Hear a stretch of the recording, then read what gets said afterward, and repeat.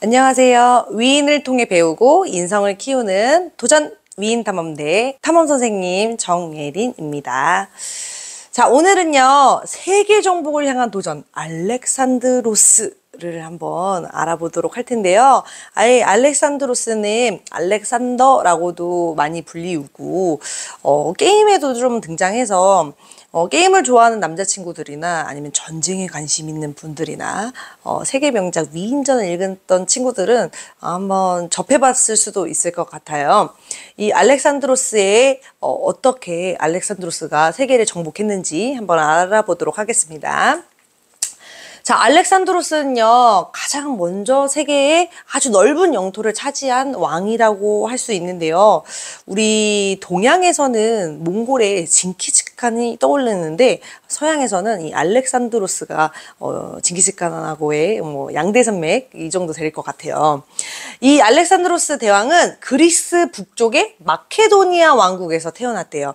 그리스 로마 신화로 유명한 그리스는 일찍부터 고대 문화가 발전돼 있었어요. 날씨도 따뜻하고 평화롭기 때문에 우리나라보다도 더 빨리 발전했었던 나라인 것 같아요. 그래서 유명한 철학자들도 나오고 이 알렉산드로스의 스승님 중에 한 분인 아리스토텔레스도 되게 유명하죠. 자, 어쨌든 이 그리스 북쪽의 마케도니아는 그리스보다는 위쪽에 있었던 나라인데 그리스의 영향을 굉장히 많이 받게 되겠죠. 그래서 많은 좋은 것들을 많이 받아들이고 발전을 했던 나라입니다. 자, 그는 아버지가 필리포스 2세인데요. 필리포스 2세의 뒤를 이어서 끝없는 정복 활동을 벌이면서 동방원정에 나섰어요. 이 그리스를 기점으로 해서 이 마케도니아를 기점으로 해서 동쪽으로 계속 진출했다고 보면 되겠습니다. 또 기원전 334년부터 324년까지 페르시아 제국을 멸망시켰다고 해요. 이때 당시에 동쪽에는 페르시아라는 큰 나라가 있었는데 마케도니아보다 훨씬 더 넓은 나라였어요. 그런데 멸망까지 시키게 되었다고 합니다. 너무나 대단한 것 같아요. 그리고 그것도 모자라서 인도의 인더스강 유역까지 차지하면서 동양과 서양의 문화를 융합시켜서 헬레니즘 문화로 발전시켰대요. 오, 선생님 말이 너무 어려워요. 헬레니즘 문화는 뭘까요?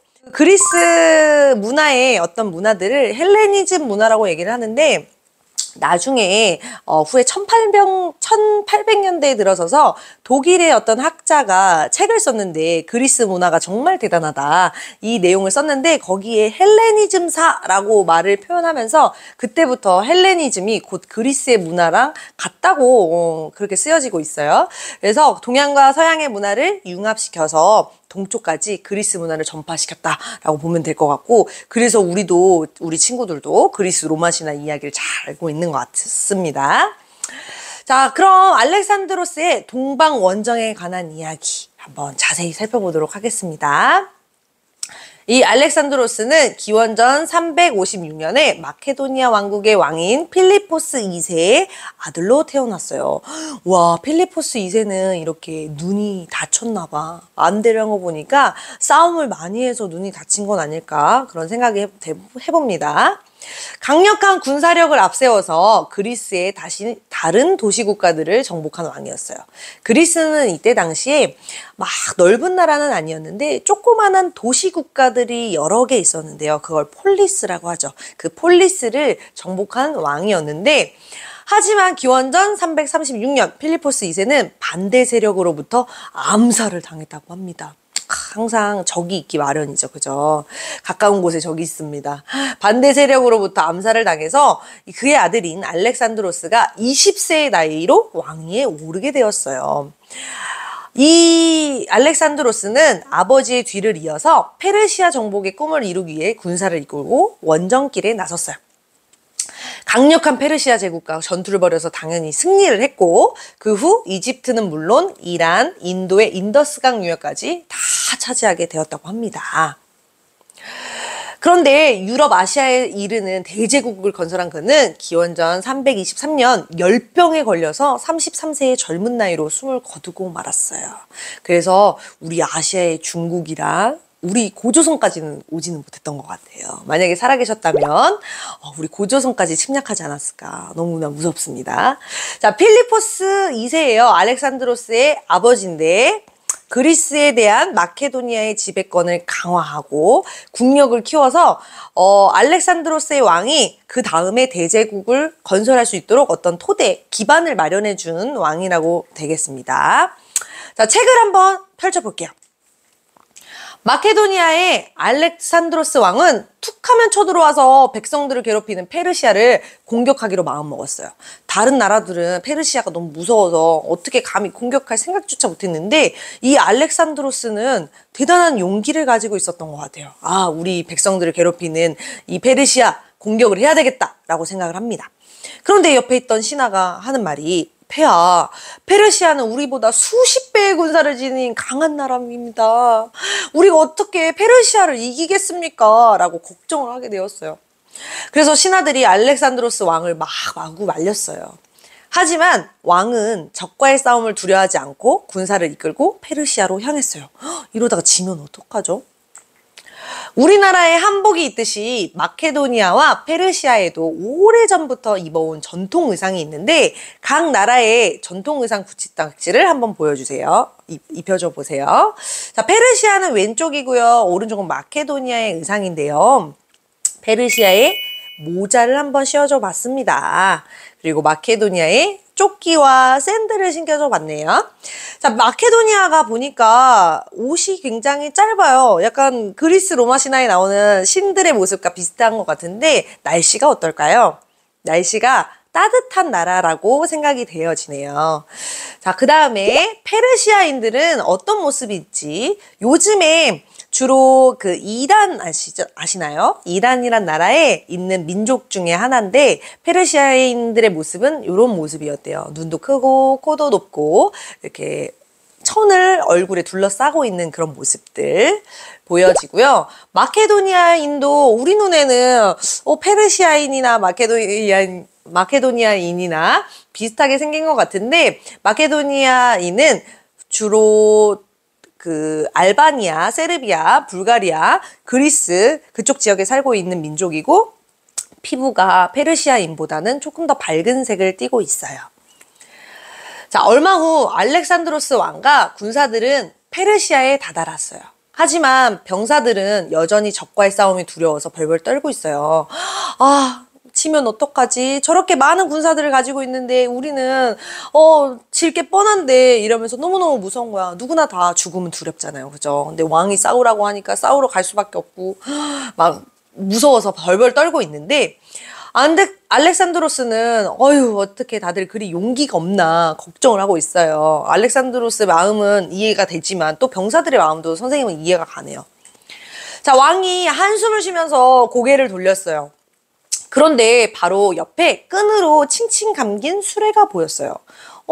수레가 왜 저렇게 끈으로 감겨져 있지? 저거 가지고 밀고 사용해야 되는데 저렇게 끈으로 감겨져 있으면 사용할 수 있을까? 이 수레의 매듭은 사람이 풀지 못하도록 복잡하게 엉켜져 있습니다. 이것을 풀면 세계를 다스리는 왕이 된다는 전설이 내려오는데 아직 아무도 풀고 있지 못한다고 합니다. 라고 얘기를 들었어요. 선생님이 알렉산드로스라면 왠지 이걸 풀고 싶을 것 같아요. 이걸 풀어서 세계를 다스리는 왕이 되면 얼마나 좋겠어요. 그 전설을 믿고 싶을 것 같아. 자, 신하의 말에 알렉산드로스 왕이 끈을 풀기 위해서 의기양양하게 나섰어요. 근데 아무도 못 풀었는데 과연 풀 수 있을까? 자, 수레에 담긴 매듭은 어떤 방식으로 묶여 있었을까요? 줄의 양 끝을 당겼을 때 매듭이 생기는 줄을 찾아주세요. 라고 되어 있는데요.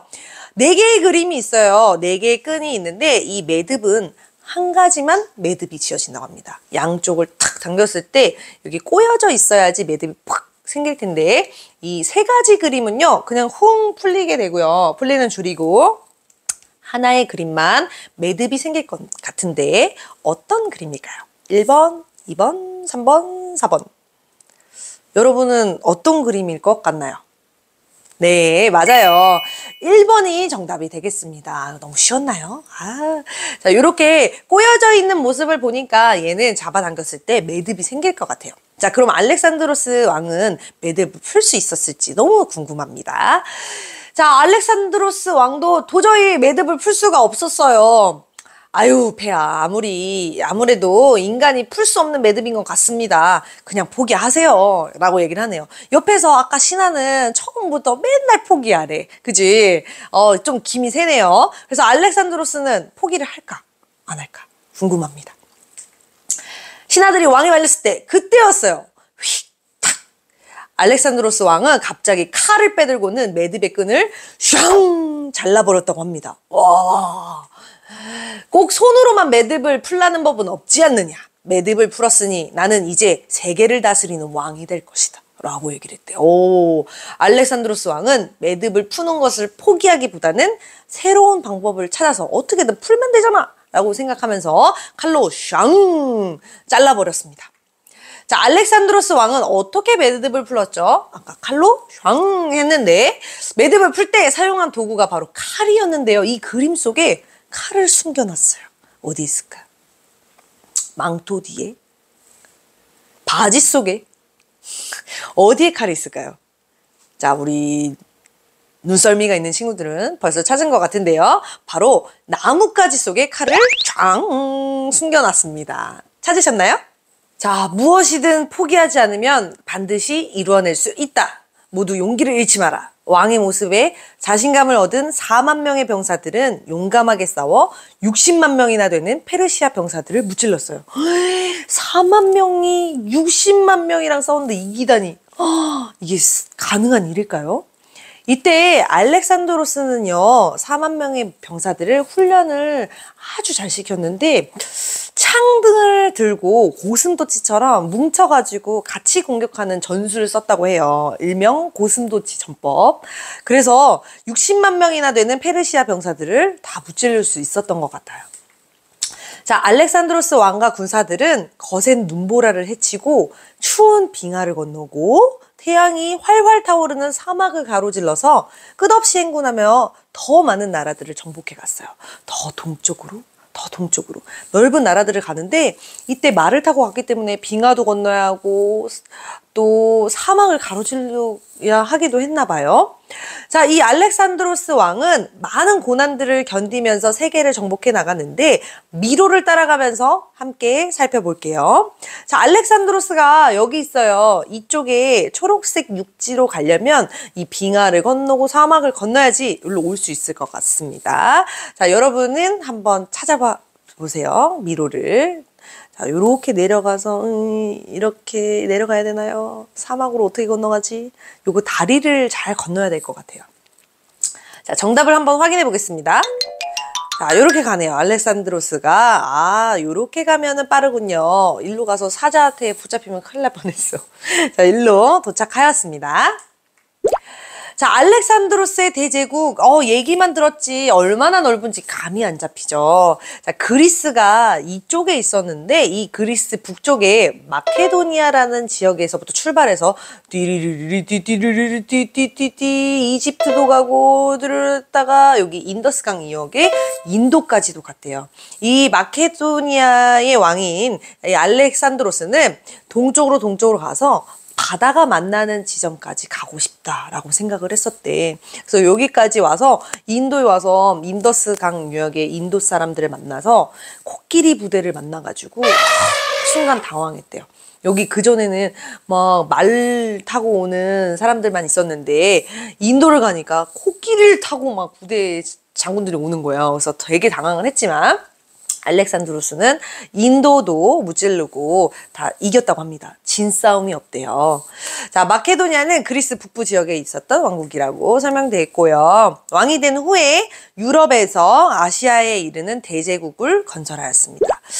얼마나 더 대단하냐면요. 알렉산드로스는 자신을 정말 사랑했나 봐요. 자신의 이름을 딴 도시들을 곳곳에 건설을 하였는데 정복한 땅에다가 알렉산드리아라는 이름의 도시를 곳곳에다 세웠는데 무려 70개나 됩니다. 전 세계에. 가면서 도시를 계속 만들었는데 그 도시의 국가를 만들면서, 도시를 만들면서 알렉산드리아라는 이름을 만들어주고, 이집트는 옛날에 이 알렉산드리아가 수도였다가 지금은 이제 카이로로 바뀌었는데요. 수도로서의 역할을 할 정도면 얼마나 거대한 도시였을지 상상해 갑니다. 자, 하지만 얼마 후 식량도 거의 바닥나고 물도 떨어져 갔어요. 그냥 냉장고로 가져갈 수가 있나, 전기가 있나, 옛날이니까. 왕과 군사들은 조금씩 지쳐갔어요. 폐하, 이것이 마지막 남은 물입니다. 어서 드시지요. 라고 얘기를 했어요. 아, 알렉산드리아 너무 목말랐을 텐데 알렉산드로스 4만 명의 군사들이 모두 견디는데 어찌 나 혼자 마시겠냐 이렇게 얘기를 했대요. 역시 대단한 왕은 그냥 꿀꺽 마시지를 않으시네. 자, 알렉산드로스 왕은 한 병사가 건넨 물을 마시지 않고 목마름을 참았어요. 선생님 같았으면 얼른 먹었을 것 같은데. 그런 왕의 모습에 병사들도 더욱 힘을 낼 수 있었죠. 야, 왕이 물도 안 드시고 같이 고통을 함께 하시는데 우리 열심히 싸워야겠다 이렇게 생각을 했대요. 어떻게 하면 우리 두 개의 물병에 물을 똑같이 나눌 수 있을까요? 라고 하는데요. 여기 가 물병에는 2리터의 물이 담겨져 있었고요. 그 다음에 나 물병에는 7리터의 물이 담겨져 있어요. 그리고 가운데 컵에는 1리터의 물이 있는데 이 컵은 3리터만 담을 수 있다고 합니다. 그러면 양쪽 병의 물병에 똑같이 물을 나눠야 하는데 어떻게 나눌 수 있을까요? 여러분 생각 한번 해보세요. 갑자기 수학 시간. 우리 역사는요, 우리 위인들이 한 일들은 수학도 관련되어 있고 음악도 관련되어 있고 여러 가지 일들이 다 관련되어 있기 때문에 이렇게 수학 시간도 종종 등장하기도 합니다. 자, 그러면 7리터의 물과 2리터의 물과 1리터의 물 다 더하면 총 몇 리터인 거죠? 10리터네. 그러면 10리터를 양쪽 물병에다 나눠야 하니까 몇 리터씩 나누면 될까요? 그걸 먼저 생각해 보면 되겠죠? 5리터씩 나누면 되겠네요.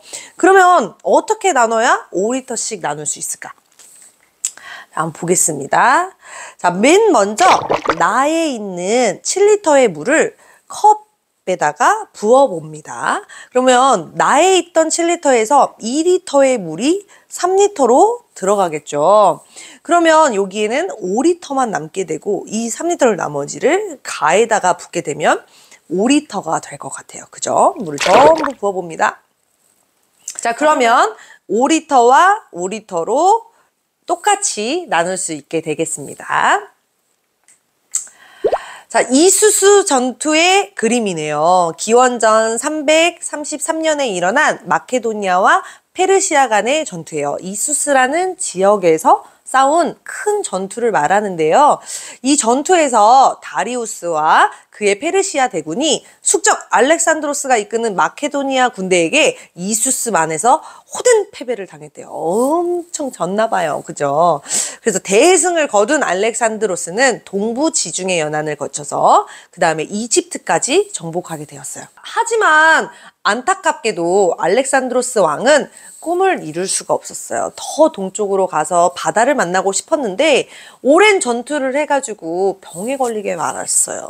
아까 물을 잘 안 먹어서 그런가? 많이 못 먹어서 그런가? 왕은 죽으면서 이런 말을 남겼다고 합니다. 병사들아, 쉬지 말고 전진하라. 아직 가보지 못한 드넓은 세계가 우리를 기다린다. 더 크고 높은 꿈을 가져라. 알렉산드로스 왕이 남긴 말은 많은 병사들에게 희망과 용기를 주었어요. 왜냐면 인도를 넘어서 중국도 있었고 그 다음에 고조선도 있었는데 우리나라까지 오지를 못했잖아요. 그죠? 더 넓고 넓은 세계가 기다리고 있었죠. 자, 그러면 알렉산드로스 왕의 그림이 있네요. 왕의 모습을 멋지게 한번 색칠해 볼까요?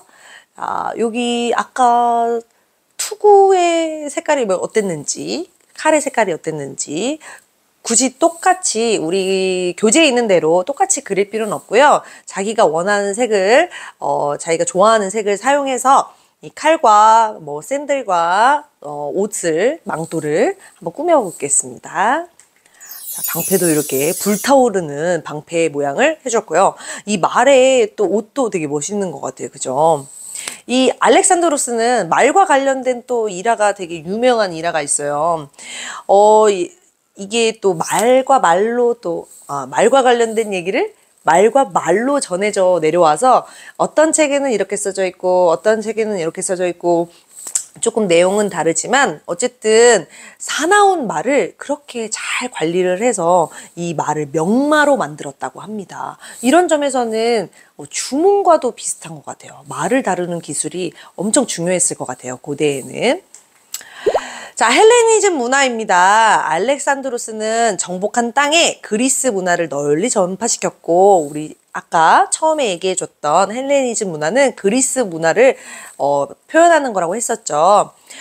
동양의 새로운 문화들도 받아들이게 되었어요. 서양의 모든 그리스의 문화만 좋은 것이 아니라 동양에서도 또 좋은 점들이 있을 거 아니에요. 그 좋은 점들을 서양에게다 전파시켜주고 또 서양의 좋은 점들을 동양에다가 전파시켜주고 그래서 동서양의 문화가 결합되게 된 헬레니즘 문화를 탄생하게끔 만드는데 공헌을 하신 분입니다. 자, 이거는 라오콘상이라고 하는데요. 헬레니즘 문화의 아주 대표적인 작품이에요. 트로이 전쟁 때 성문을 열어주지 말자고 했던 신간과 그의 두 아들이 양옆에 있는데 저주를 받아서 뱀에게 휘감겨 죽는 장면을 표현한 조각상인데요. 뱀의 모습이 있고요. 우리 신체가 아주 살아 숨쉬는 것처럼 아주 잘 표현한 것 같아요. 어떻게 저렇게 조각을 할 수 있었을까? 너무 대단합니다. 자, 그럼 인성학습 편을 보겠습니다. 세계를 정복하기 위해 노력한 알렉산드로스 왕처럼 우리도 더욱 큰 꿈을 향해 도전을 해보아요. 나도 어떤 흥미가 있는지, 내가 어떤 재능이 있는지 그런 걸 잘 모를 것 같은데 나의 성향이 어떤지 미로를 찾아가 보면서 내가 뭘 잘할 수 있는지 한번 찾아가 보도록 하겠습니다. 첫 번째 문제예요. 우리 친구들은 자기가 생각하는 방향대로 가면 되고요. 선생님도 선생님이 생각하는 방향대로 한번 가보겠습니다. 자, 새로운 것은 무조건 탐구한다. yes, no 중에서 이것이 맞다면 하늘색 yes 편으로 가면 되겠고요. 이것이 아니다. 나는 새로운 걸 무조건 탐구하지는 않아. 어쩌면 난 새로운 건 너무 두려워 라고 하는 친구도 있을 거예요. 그런 친구들은 no 해서 빨간색 박스로 가게 됩니다. 선생님은요, 새로운 것은 무조건 탐구하지는 않는 것 같아요. 약간 좀 무서워하는 것도 있는 것 같아. 그래서 노로 한번 가보겠습니다. 노로 갔더니 언제나 적극적인 자세로 행동한다 라고 하는데 언제나 적극적인 자세로 행동하고 싶지만 선생님은 알렉산드로스와 같은 용기가 부족한 것 같아요. 그래서 무서워할 때도 많고 그 병사들처럼 벌벌 떨 때도 많아요. 그래서 노로 가겠습니다. 여러분 밑으로 내려가 볼게요. 노로 갔더니 모험을 좋아하지 않는다, 좋아한다 라고 하는데 선생님 무서운 거 새로운 거 무섭다고 했잖아. 그럼 모험 좋아할까요? 안 좋아할까요? 안 좋아하겠죠. 노로 가겠습니다. 자, 대신 낯선 사람에게도 친절하다라고 하는데 낯선 사람이 무서워서 말 안 할 수도 있는데 선생님은 그래도 처음 보는 사람한테도 항상 친절해요. 그래서 우리 아이들도 자주 만나게 되는데 처음 만나도 늘 봤던 것처럼 친절하게 대하는 장점이 있습니다. 그러면 예스로 가겠습니다. 여기 갔더니 박스가 남의 이야기를 잘 들어준다. 잘 들어줄 것 같죠? 네. 선생님 아이들 이야기도 잘 들어주고요. 선생님의 아이도 이야기 잘 들어주고 부모님, 친구들 이야기를 잘 들어줘서 고민 상담을 많이 합니다. 그래서 잘 이야기를 들어주니까 그쪽으로 박스 내려가 볼게요. 잘 들어주니까 예스 하니까 친절히 형이 됐네요. 자, 여러분은 어떤 형이 나왔는지 모르겠어요. 탐험이 형, 시식이 형, 성실이 형, 친절이 형, 멋쟁이 형, 뚝딱이 형 여러 가지가 있는데 그 어떤 것도 더 뛰어난 것도 없고 더 안 좋은 것도 없고 다 각자의 성향대로 이렇게 나왔을 것 같아요. 이 성향이 궁금하다면 옆 페이지를 보면 어떤 직업을 하면 좋을지, 어떤 성향을 가지고 있는지 그런 내용이 있으니까 한번 읽어보시고 내가 이런 장점이 있었구나. 한번 자신을 다시 돌아보는 것도 좋겠습니다. 자, 그럼 이어서 나의 장점을 알아봤으니까 그리고 또 단점일 수도 있고 나의 성향을 알아봤으니까 여러분이 어떤 데에 관심이 있고 재능 있는지 알았으니까 여러분의 재주로 어떤 일을 하고 싶은지 한번 생각을 해보고 그것을 향해서 노력을 한번 해봐야 될 것 같아요. 나는 무엇을 잘할까요? 나는 커서 뭐가 되면 좋을까요? 선생님은 친절이 형이 나왔잖아요. 되게 친절하고 상냥하고 남의 말을 잘 들어주고 또 그것에 대한 의견을 잘 공유하고 소통을 잘하는 말하기 능력을 가지고 있는 것 같아요. 말을 되게 잘 하거든요. 그래서 그러면 선생님은 말하기라고 얘기할게요. 우리 친구들은 자기가 잘하는 거 쓰면 되겠어요? 말하기를 잘해요. 그래서 커서 선생님은 뭐가 되고 싶어요? 친구들 앞에서 지식을 전달하는 선생님이 되고 싶어요. 라고 쓰면 되겠습니다. 자, 우리 친구들은 어떤 것이 되고 싶나요? 물론 내가 잘하는 거와 나의 꿈이 관련이 없을 수도 있어요. 하지만 의외로 또 관련이 있는 것들도 있습니다. 어떤 친구는요, 요즘에 이제 영어 잘하는 친구들 되게 많아요. 선생님, 저는 영어를 잘하는데 꿈은 축구 선수예요. 영어와 축구가 관련이 있을까요? 공을 잘 차야 되는 거 아니야? 하지만 우리 아주 유명한 손흥민 선수도 보면 영어를 되게 잘하죠. 세계적인 축구 선수가 되려면 영어를 잘하는 것도 아주 장점이 될 것 같아요. 그래서 커서 축구 선수가 돼도 문제가 없을 거라고 생각됩니다. 자, 여러분은 오늘 끝까지 포기하지 않고 문제를 꼭 해결하려고 했던 알렉산드로스에 대해서 배워봤는데요. 느껴지는 것들이 있으셨나요? 의미가 있는 시간이 되길 바라면서 이 시간 마치도록 하겠습니다.